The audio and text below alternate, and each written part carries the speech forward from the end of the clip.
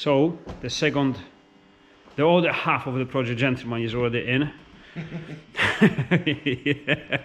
this is funny as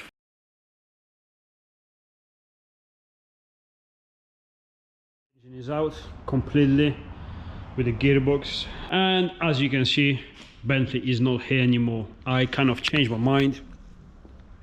I'm supposed to take all the electrics out, all the rest of the loom and the dash and interiors and all the stuff, but because all the electrics, I'm not gonna do it. Someone else is gonna do it, possibly, probably. My brother is gonna fly over and do it for me. I thought, you know what? I think it's better if you take everything apart, because you're gonna be the one putting everything back together. Obviously, eliminating all the stuff that we're not gonna need. So I think that's best option. No point for me to do it and then make it harder for him to do his job. So that's good crack, because I have less work to do now. And the second part of the project, so which is the real project gentleman, the vehicle where the engine goes to, will probably arrive tomorrow afternoon. So we're actually flying. This is gonna be much quicker build than I expected. Even actually much better as well. So that's good. Steve is fixing his beautiful downpipe. Look at that. Oh shit. That is the worst downpipe. Oh Jesus Christ. It is a terrible, terrible downpipe. Can't see anything. This is what happens when you buy pre-modified cars off people. Patchwork. It's weird as hell. Yeah, There's actually more work than put like a nice bed. That's what I was thinking. I mean, let me just grab one. I think I have one somewhere. Somewhere. Let me just see. See, the workshop's been more tidy. Not completely, but no, nearly. No, that's all you have to do. So, all I'm saying, exactly. it's one of these. Yeah. Hey, maybe they try to do like artistic, I don't know. It's like modern art. So modern art, yeah, I was gonna say. Under feels just as bad. There's more to go. It's like a big dent there. It changes shape there. Don't remove the wrap. No, I don't dare. I don't want to know. You don't want to see. No, I don't want to know. Fine, because I'm waiting for the second part of the project, gentlemen. All this stuff is gonna pick it up because I don't need it now. All I need is the engine. Yeah, that's all I need. So I have probably, I don't know, 2, 3, maybe 4 hours space today, and I'm thinking start working on this. My Skyline drive shaft, I have to remove the wheel. As you see, there are no brakes on this thing, so I have to assemble I have to put the drive shafts in first and then assemble all my arms, because I remember I've changed something, because when I used to sponsor Martin, I think he borrowed or he took one of my arms, and I took some of his arms for some different reason, I can't remember. But I have to reassemble all the suspensions on the back, the brakes and the drive shafts, and then all the drive line is pretty much complete, because I got the gearbox in and I got the prop shaft made already. So if I put this on, I have a drive. I have to do the clutch lines, some minor things, and then yeah, keep doing it. I think this is like, it's gonna be only a few days work and she could be on the road almost. I still don't have a screen and the bonnet and the bumper, but let's do it, shall we?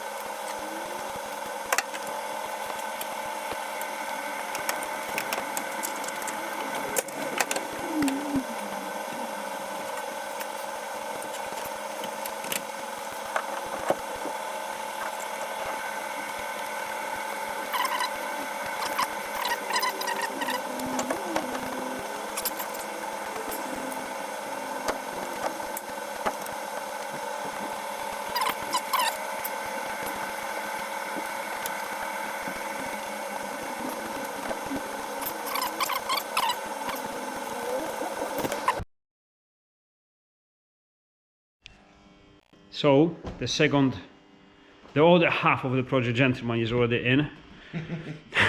Yeah, this is funny as fuck. All right. However, before we got to that point, we had another delivery today in the workshop. It's not this one. This is already being made. The engine is out. You've seen this already. Stripped down from all the bullshit turbo system. It's just restrictive. But we got this baby here. No, it's not turbo yet. It's just strapped down. Obviously, I'm not that quick to make them turbo, but don't know if you can guess what this goes into it. It's gonna be mental. It's definitely gonna make, well, nearly the same power as that one. Is it? Yeah. That's making 630. This can make 600 easily. But people have proven. K24 A3. K24. K-swap everything. In a small light vehicle, this is gonna be one tough bastard. However, you ready for the gentleman? should we? I don't know. I don't know what to say. She is there. Is she it? Yes. She is a beauty. Old school Ford Ecoline.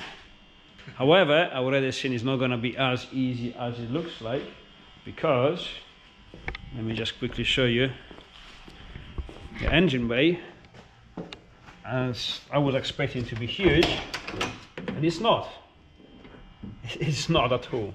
Now the van for now is completely empty. This is, once we build it, this is gonna go for the full restoration, respray and the paint and all the stuff. So don't be shocked. It's all virgin now. So this is the engine bay, and although it may look big, it's actually not. It's not wide enough, I think, for that engine. For the engine itself, probably yes, but then I'm worried about my exhaust manifolds. To be honest, I would still, like I say, keep this engine in. Just, you know, modify it, make it good, make it powerful, and run with this. However, look at this chair. Now, if this chair is gonna have to go from this van, I'm gonna keep it. Do you know what we're gonna do? Because obviously he's gonna put the Bentley seats in. I want to keep that seat. Yeah, I want to keep that seat. That is beautiful, comfortable. I bet it's all electric, proper captain seat. It's absolutely great. And I'll tell you something.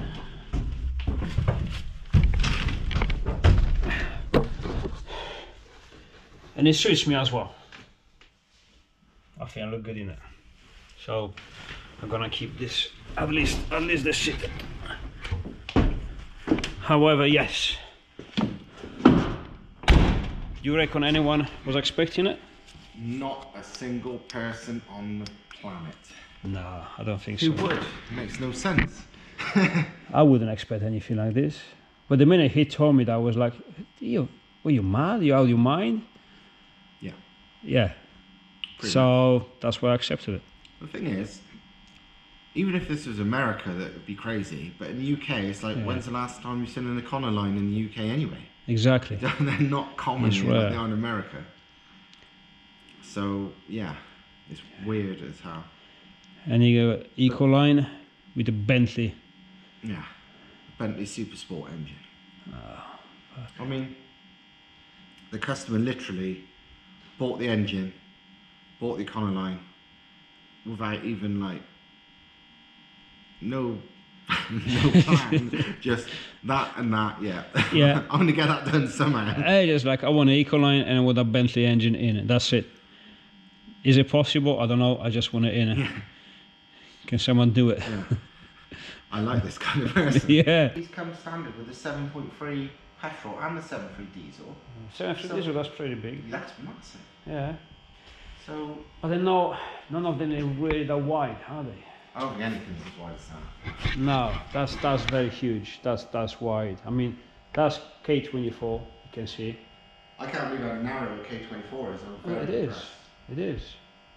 We actually did a comparison with the Volvo, and the Volvo is what was 20 centimeters wide head. Yeah, I can't remember off the top of my head. But literally, it was only a centimeter difference. And even though Volvo This is very narrow, the 22. that's incredibly narrow for a really high flowing twin cam head. I'm excited because I've never done a Honda engine before. I've always wanted to, never done one, ever. I never had the chance, to be honest. So, yeah. It's something I've always, I don't know, just from watching shit like Boosted Boys and stuff for years, I've always wanted a turbo Honda engine. Never ever done one. Obviously the question is not how much horsepower it's gonna make, because it's gonna make all the horsepower that it's gonna make on the standard internals, because it's not gonna work for now. I'm not gonna. For now, yeah, we said that right. For now, it's gonna be standard inside, standard internals, but who's gonna guess where this engine is gonna go into? It's gonna be fast. That's all your fault. Everything's my fault. Of course, staff take fault. Bad influence, obviously. I've got the lower tech version.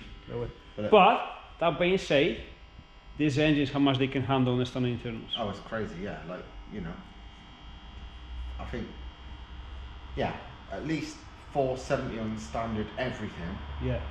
Nearly 700 on standard pistons. Over 1,000 on standard crank. And, well, 1,500 odd. But let's see if you put pistons and rods, easily 700, over 700. Pistons and rods, fucking hell, 1,000 plus. 1,000. Well, yeah, because crank is good for 1,000. Yeah. So pretty much as the K series. But it's just a lot lower tech. Yeah, lower tech but less money. Oh fuck yeah, less money. Because you got one cam, 8 valves. I see kind of feeling good for these. Which the only reason I didn't went for this one, because 6 people I contacted to sell me one. They wanted to sell it until I wanted to buy it. I said no, you can't have it. For some reason, I don't know. I think they should like talking to people. Yeah, maybe. So I just give up and I found one of these for sale. I was like, you know what? Let's have this one. And now you want one. I do. Do you want to swap? No. So no, this is bad influence both ways.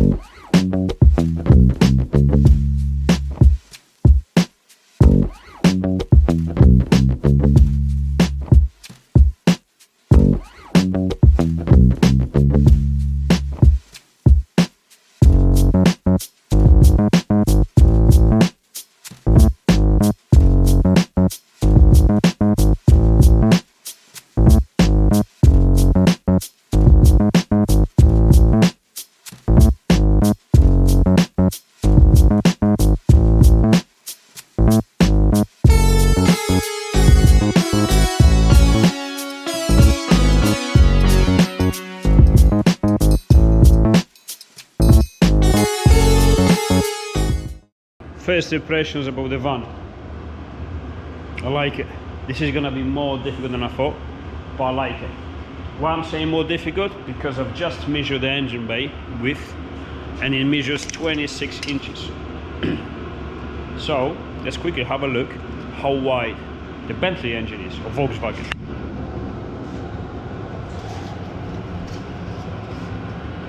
Yeah? And this is 26 inches. There you go.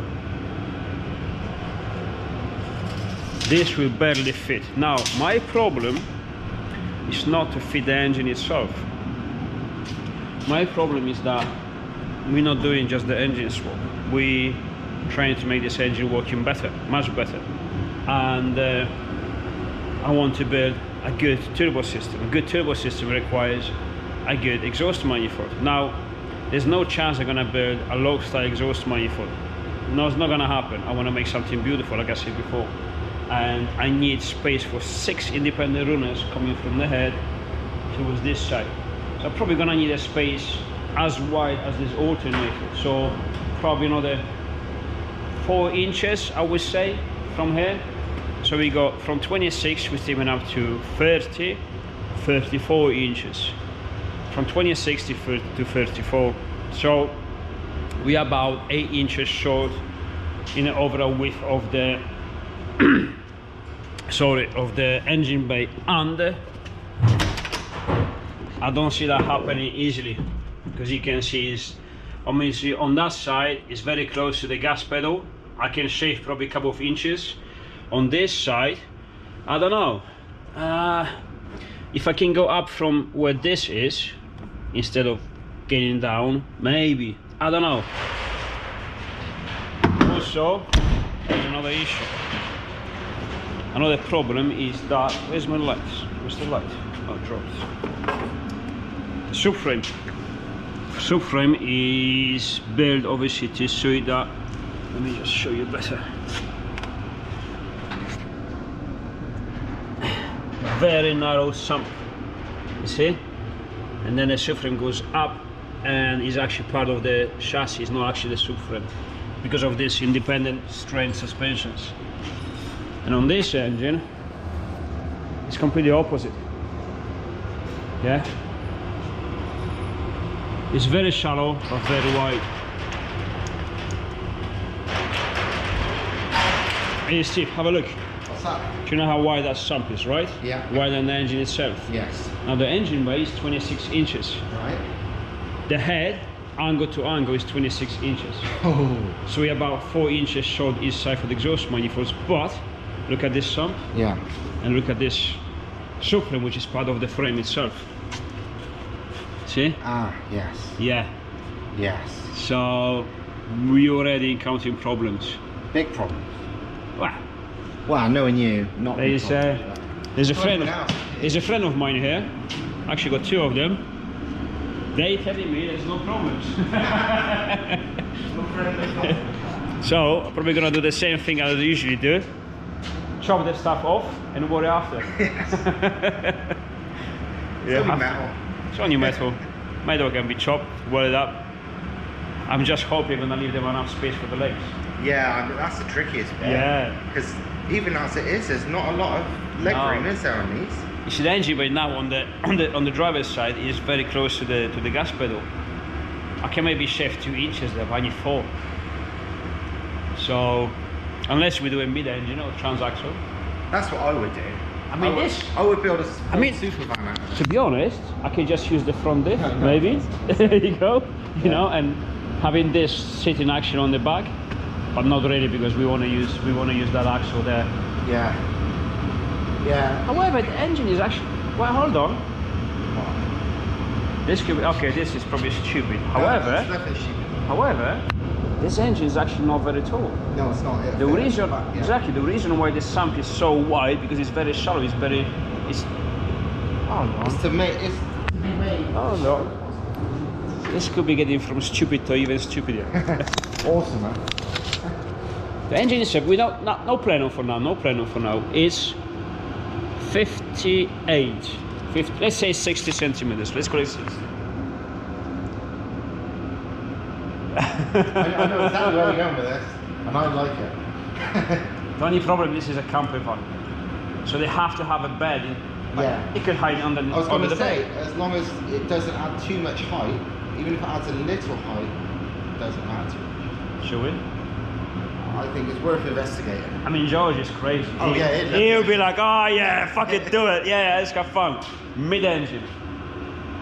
Oh, this is, I don't know. This is completely stupid, or like stupid. Let's do it. I mean, look at the, I mean, to be honest, look at the floor. The floor is Not much, because obviously you can see that plenum over there, which is very high, but the engine it actually finishes about, I don't know, 10 inches above the floor. Not much. You kind of need to measure the centre line, I suppose, between the axle and the top of the engine, I guess. Yeah, but the thing is, I guess the engine would have to be like kind of here, because you got the Oh, I see what you're saying. long gearbox, and so we have to have like a scoop here. But it depends how you build a camper van inside. Because, for example, okay, my Delica, he's got the engine between the seats, actually behind here, and it doesn't bother me at all. They managed to design the camper van inside, which is lovely as fuck. I love it. Yeah, it's worth thinking about, especially because he wants a pop-up roof anyway. Yeah. So it's not like, you know. What I'm saying is that if you have a bed, rock and roll bed, or a sofa, or fixed bed, I have to have a word with him how he wants to design it as a camper van. Because in my understanding, he has complete open-minded now. He doesn't have any plans, just have this as a camper, cool camper somehow. And if you can have a sofa there, a dinner table here, let's say, on the top of the Bentley WR12 heads. Well, that's the thing. If you had it there, you could still have a seat either side potentially, or you know. Yeah, but what I'm saying is like this engine will be, let's say we fit it from here, right? From here, it will be probably here top. I would say, looking at the other engine, I mean, it's crazy, but it's functional. Sensible. Yeah, it's a more sensible idea, I think. Gives you lots of room at the front to. It will handle better. It will drive better. It will pull. It will pull wheelies easier. It sounds like the most sensible idea. Yeah, I think this is not too bad. I mean, the engine will have, because the problem is the engine will have to be there anyway, because he wants it as back as possible. So it will be till there and takes most of this space. Yeah. And the problem is here, the passenger already don't have much space for the legs. It gives them much more leg room if you. Oh, absolutely! You can just close it. You can have a bench seat at the front if you wanted to. Yeah, exactly. You can have, because obviously he's got kids. You can have a proper sofa here, like old school American vans. Yeah. Well, that's what I mean. A bench seat they call it, don't they? Yeah. That's what I'm saying. Yeah, that one. Yeah. And maybe, I don't know, storage compartment at the front. Well, that's the thing. It's definitely worth measuring, because that to me sounds like a. I've always thought that with vans and stuff. You've got all this space so flat. Yeah. Well, with the European style vans, because like obviously when I was designing my van, I had this thought. It's like this would be great to use the floor pan and all the stuff, but on all the European vans, especially the small class ones, the floor is very low.